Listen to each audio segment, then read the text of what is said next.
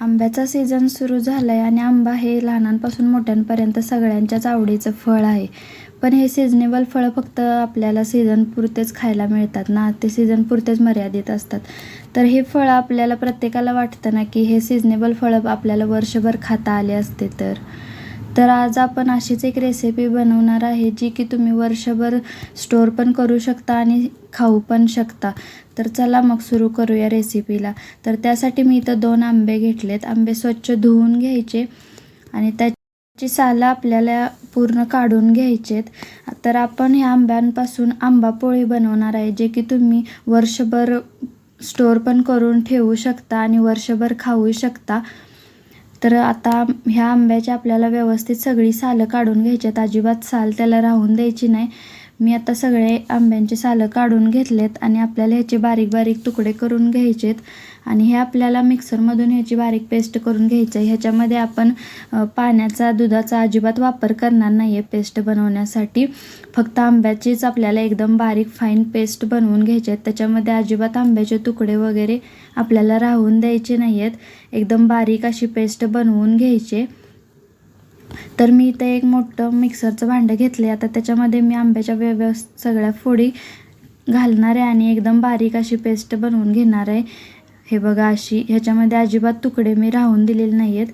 आणि एक जाड बुडाची कढई घ्यायची म्हणजे जेणेकरून आपण आंबा शिजवून घेणार आहे. हा गर तो कढईला लागला जाणार नाही, त्यामुळे एक जाड बुडाची कढई घ्यायची आणि त्याच्यामध्ये हा सगळा मँगोचा पल्प काढून घ्यायचा आणि आपल्याला हे थोडंसं शिजवून घ्यायचं आहे. तर इथं मी 1 वाटीला थोडी कमी साखर घेतली आहे. तुम्ही तुमच्या आवडीनुसार साखर कमी जास्तही करू शकता. मी इथं थोडी जास्तच वापरली आहे. आता हे आपल्याला छान शिजवून घ्यायचं आहे.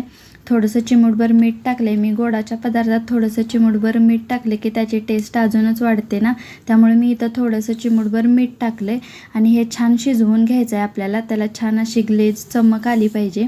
आता हे बघा छान शिजलं आहे आपलं. साखर विरघळेपर्यंत एक 5-10 मिनटं आपल्याला हे छान शिजवून घ्यायचं आहे.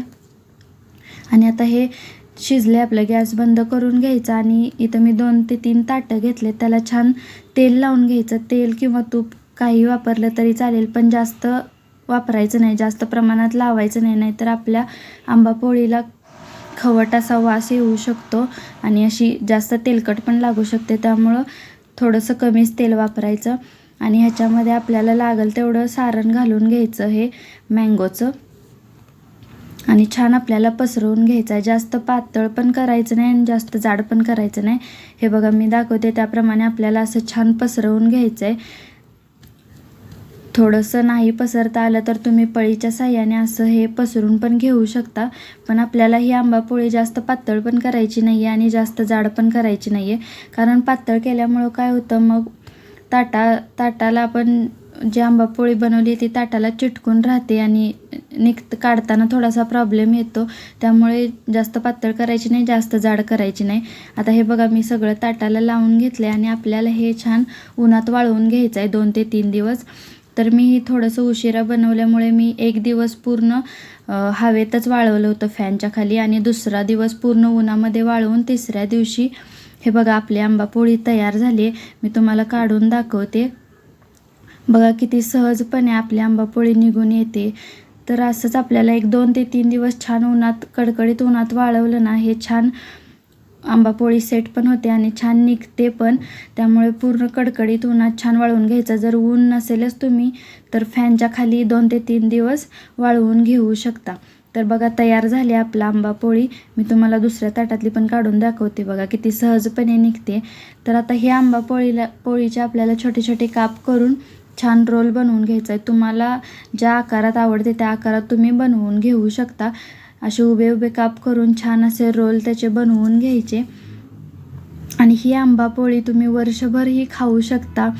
छान आहे ना रेसिपी.